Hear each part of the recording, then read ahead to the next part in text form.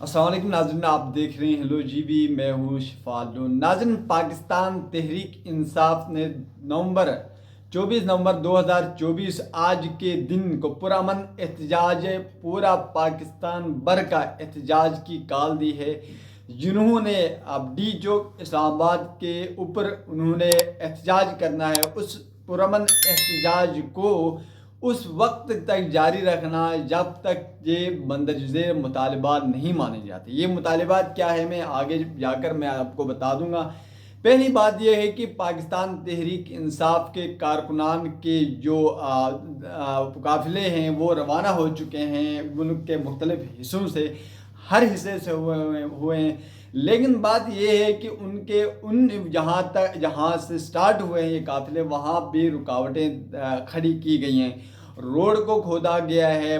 बाद औकात तो गिलगित बल्तिस्तान की बात की जाए तो वहाँ पर सुनने में ये आ रहा है ज़राए के मुताबिक पहाड़ वहाँ पर गिरा दिए गए हैं, रोड बंद किया गया है। लेकिन शहरी इलाकों में मोटरवे को खोद दिया गया है और कंटेनर्स रखे गए हैं। अवाम की तरफ से ये कंटेनर्स उससे पहले भी जितने एहतजाज में उस वक्त हटाए गए हैं।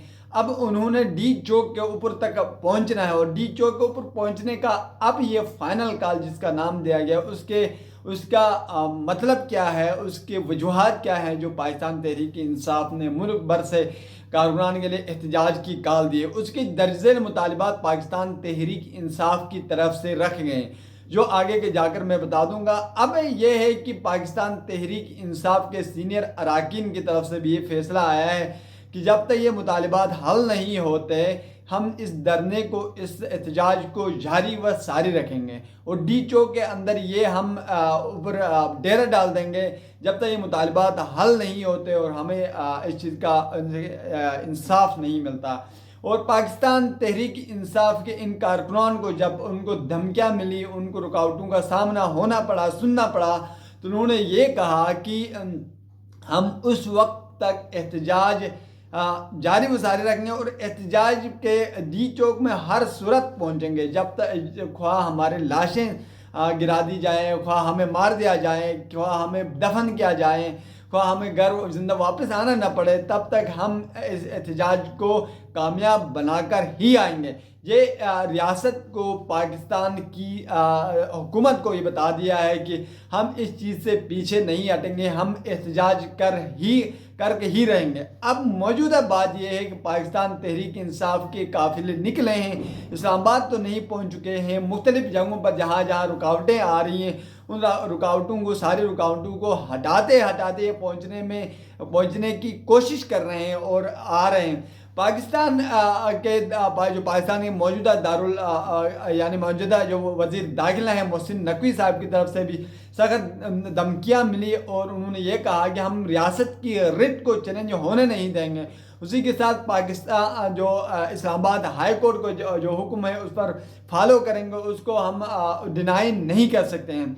उसके साथ वज़ीर जो इतलाती उमूर अता तारड़ साहब ने भी बहुत सी धमकियाँ दी। उसके साथ वज़ीर दिफा ख्वाजा आसिफ साहब ने भी बहुत चीज़ें कही, लेकिन उन सब को तोड़कर उनका मुंह तोड़ जवाब देते हुए पाकिस्तान तहरीक इंसाफ के कारकुनान ने आगे आने की कॉल दी। उसमें ये अभी कहना चाहूँगा उनके मुतालिबात क्या हैं कि 22 से 23 शब जो है नवंबर के, उस पर पाकिस्तान तहरीक इंसाफ के आला एक इजलास होता है, इजलास मुनक़िद होता है। उस इजलास के अंदर बहुत ये फैसला किया जा रहा है कि उस एहतजाज को यानी पाकिस्तान तहरीक इंसाफ के चेयरमैन इमरान खान की क़यादत यानी उनके कहने पर ये एहतजाज कर रहे हैं और इस एहतजाज को उस हद तक जारी व सारी रखेंगे जब तक इन मुतालिबात को नहीं माने जाते हैं। मुतालिबात क्या है वो आपको कहना चाहूँगा कि मुतालिबात में सबसे पहला मुतालिबा ये है कि पाकिस्तान भर के जेलों में जितने जूनियर से सीनियर अरकान पॉलिटिकल या आम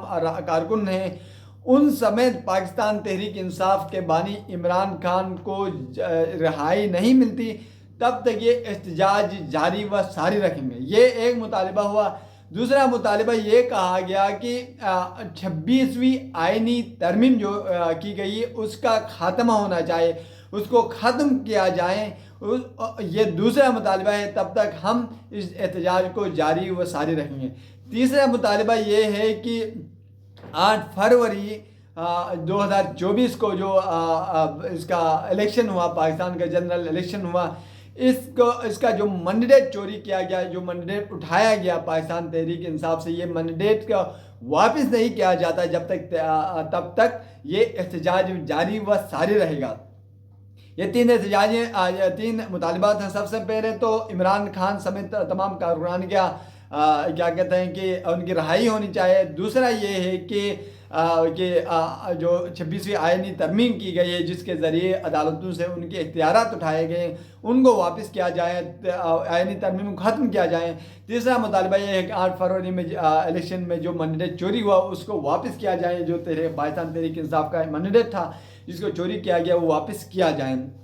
ناظرین، یہ 3 اہم مطالبات ہیں، ان کو منانے میں کیا پاکستان تحریک انصاف کی یہ احتجاج ہے، آج کا احتجاج کامیاب ہوتا یا نہیں ہوتا؟ کیا وہ پاکستان کے دارالخلافہ اسلام آباد کے ڈی چوک میں دھرنا دیں گے، دھرنا دینے میں کامیاب ہوں گے؟ اس پر کب تک یہ احتجاج اور یہ دھرنا جاری رہے گا، یہ تو آنے والا وقت بتا دے گا۔ آج کا دن جو ہے انتہائی اہم فیصلے کا دن ہے۔ دیکھتے ہیں آج اسلام آباد میں کتنا بڑا وہ ہوتا ہے، احتجاج ہوتا ہے، ریاست ان کو روکنے میں کامیاب ہوتی ہے یا نہیں ہوتی؟ کیا پاکستان تحریک انصاف کے کارکنان ڈی چوک میں پہنچنے میں کامیاب ہوتے یا نہیں؟ یہ تو آنے والا وقت بتا دے گا۔ انتظار کی گھڑیاں تقریباً ختم ہو چکی ہیں، اب وقت قریب ہے، دیکھا جائے گا کہ ہوتا کیا ہے۔